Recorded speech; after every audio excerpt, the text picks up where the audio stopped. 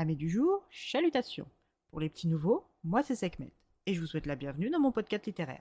Dans mon émission, je vais tenter 3 fois par semaine de vous donner envie de découvrir des livres de tout poil, récents et moins récents. Alors, si ça vous tente, c'est par ici la suite. Aujourd'hui, je vais vous présenter Et si les chats disparaissaient du monde de Kawamura Genki, publié aux éditions Pocket. Dans ce court roman, écrit comme une lettre testament, nous allons faire la rencontre de notre narrateur. Ce postier de 30 ans est un célibataire à chat au look très classique et très monotone, composé uniquement de vêtements noirs et blancs. D'un tempérament posé, tempéré, il n'est pas une personne que l'on pourrait qualifier de démonstrative. Son chat Chou est un magnifique spécimen aux pattes blanches et au corps taché de blanc, de gris et de noir qu'il a hérité de sa mère il y a 3 ans. Notre facteur souffre depuis quelque temps de céphalée chronique et de plus en plus sévère. Il se décide alors à consulter et le diagnostic est sans appel. Tumeur cérébrale en phase 4 avec pronostic de 6 mois tout au plus. En état de choc, il rentre chez lui et s'effondre. Quand il reprend conscience, Chou lui tourne autour en miaulant d'un air inquiet et il entend une voix masculine l'interpeller depuis sa cuisine.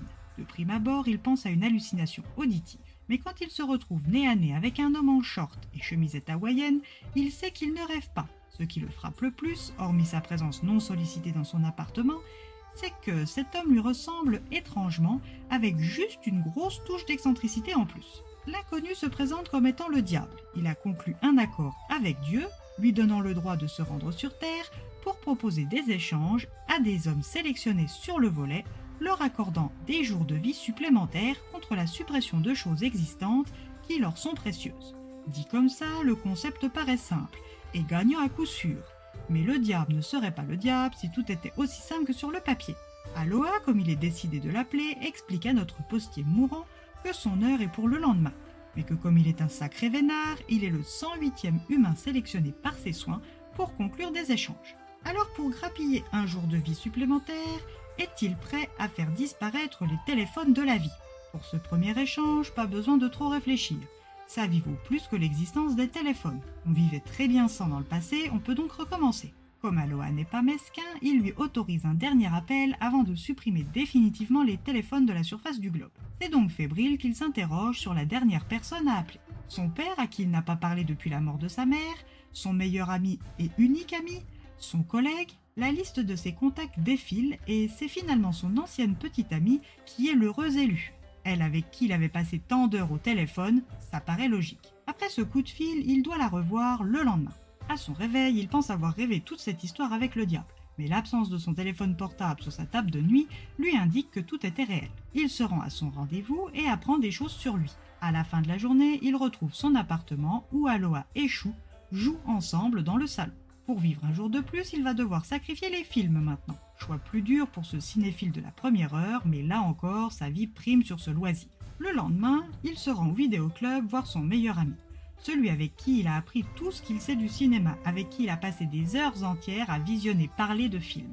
Il lui annonce son décès tout proche et lui demande de choisir pour lui son dernier film, car comme pour les téléphones, il a le droit à un dernier film. Cette entrevue lui montrera des choses qu'il ne soupçonnait pas et rend la suppression des films encore plus douloureuse pour lui. Encore une journée de plus, en échange des montres et de la notion du temps cette fois-ci. Là encore, il accepte, mais cette fois-ci, Aloha lui a réservé une surprise de taille.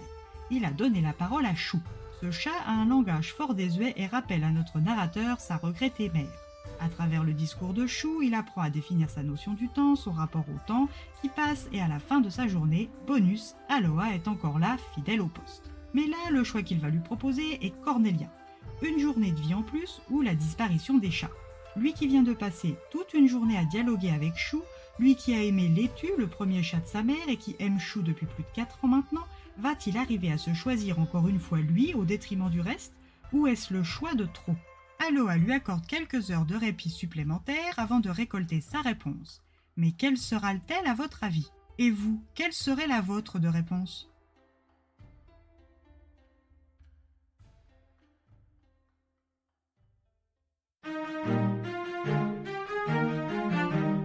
Si de prime abord, le sujet du cancer cérébral en phase terminale pourrait être triste ou larmoyant, bien que sensible, le discours reste optimiste et juste.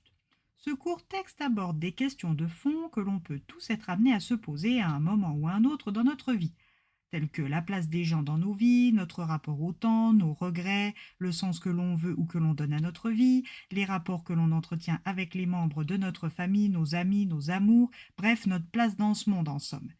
Et surtout, qu'est-ce qu'on est prêt à sacrifier pour vivre juste un jour de plus? Une lecture que j'ai appréciée et que j'ai partagée en une lecture commune avec ma mamie humaine qui, contrairement à moi, n'a pas plus que ça adhéré au concept du livre. Alors maintenant, c'est à vous de juger les 166 pages de ce livre. Et bien voilà, j'en ai fini pour aujourd'hui. J'espère que cet épisode vous aura plu et vous aura donné des nouvelles idées de lecture. Si vous souhaitez découvrir d'autres petits bonbons littéraires tout droit sortis de ma bibliothèque, je vous retrouve le jeudi 21 mars prochain pour un nouvel épisode. Si d'ici là je vous manque de trop, vous connaissez le chemin sur Instagram, @leslectures de Sekhmet. Sur ce, chalut les amis et à la prochaine!